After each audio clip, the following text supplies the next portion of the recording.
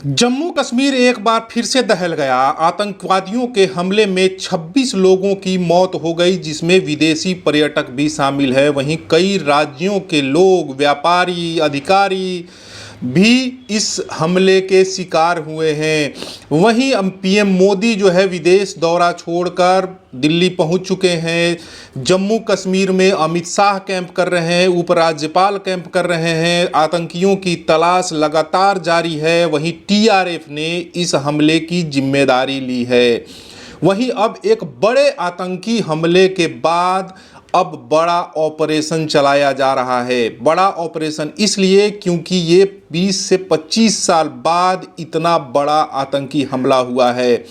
धर्म पूछा गया, नाम पूछा गया, उसके बाद घूम घूम कर आतंकवादियों ने पर्यटकों को निशाना बनाया है। इसका अंदाज़ा आप लगा सकते हैं कि कितने बेखौफ वो अपराधी थे, आतंकी थे, जिन्होंने घूम घूम कर पहले नाम पूछा, फिर कलमा पढ़ने के लिए कहा। उनका जो है वो नाम पूछकर, धर्म पूछकर, तब घूम घूम कर पर्यटकों को निशाना बनाया गया। इसके बाद पूरे देश में इस चीज़ को लेकर के उबाल है। वहीं अगर बड़े आतंकी हमलों की बात करें तो 21 मार्च 2000 को अनंतनाग जिले के 36 सिंहपुरा गांव में आतंकवादियों ने सिख समुदाय को निशाना बनाया था, जिसमें 36 लोग मारे गए थे। वहीं उसके बाद 2 अगस्त 2000 को भी निशाना बनाया गया था। नुनवान बेस कैंप पर आतंकी हमला हुआ था, जिसमें 2 दर्जन से ज़्यादा तीर्थयात्री सहित 32 लोग मारे गए थे। वहीं 20 जुलाई 2001 को भी अनंतनाग के शेषनाग बेस कैंप पर अमरनाथ यात्रियों पर हमला किया गया था, इसमें 13 लोगों की मौत हुई थी। 1 अक्टूबर 2001 को भी श्रीनगर में जम्मू कश्मीर राज्य विधानमंडल परिसर पर आत्मघाती हमला किया गया था, जिसमें 36 लोग मारे गए थे। वहीं 6 अगस्त 2002 को चंदनवारी बेस कैंप पर हमले में 11 अमरनाथ यात्री मारे गए थे। 23 नवंबर 2002 को जम्मू श्रीनगर राष्ट्रीय राजमार्ग पर एक आईईडी विस्फोट में 9 सुरक्षाकर्मी जो है वो मारे गए थे। वहीं 23 मार्च 2003 को आतंकवादियों ने पुलवामा जिले के नंदी मार्ग गांव में 11 महिलाओं और 2 बच्चों सहित 24 कश्मीरी पंडितों की हत्या कर दी थी। 13 जून 2005 की बात करें तो पुलवामा में एक सरकारी स्कूल के सामने भीड़ भाड़ वाले बाजार में विस्फोटकों से लदी एक कार में विस्फोट होने से 3 सीआरपीएफ अधिकारियों समेत 13 लोगों की मौत हुई थी। 26 मई 2006 को श्रीनगर के जकूरा इलाके में आतंकी हमले में गुजरात के 4 पर्यटकों की मौत हुई थी। वहीं 12 जून 2006 में कुलगाम में 9 नेपाली और बिहारी मजदूर मारे गए थे।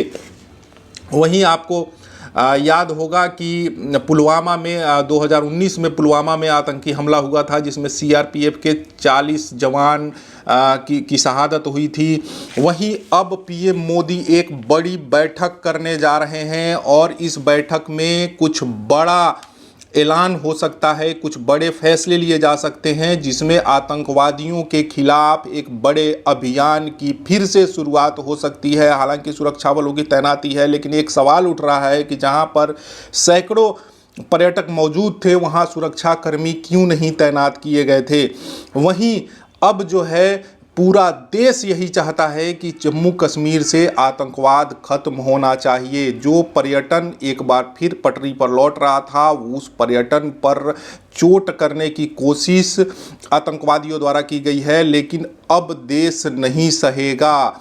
अब यही मांग हो रही है कि आतंकवादियों का सफाया जल्द से जल्द होना चाहिए, जितनी जल्दी हो सके, क्योंकि धरती के स्वर्ग के तौर पर जम्मू कश्मीर को हम लोग जानते हैं। हजारों लाखों पर्यटक जो है जम्मू कश्मीर पहुंचते हैं, लेकिन इस तरह की हमले से कहीं न कहीं लोगों में डर का माहौल पैदा होता है, जिसे ख़त्म करने की ज़रूरत है। मोदी सरकार को एक बड़ी तैयारी करनी पड़ेगी आतंक के खिलाफ कार्रवाई करने के लिए, क्योंकि ये हमले कब तक होते रहेंगे। इतना बड़ा आतंकी हमला लगभग 2 दशक बाद इतना बड़ा आतंकी हमला हुआ है।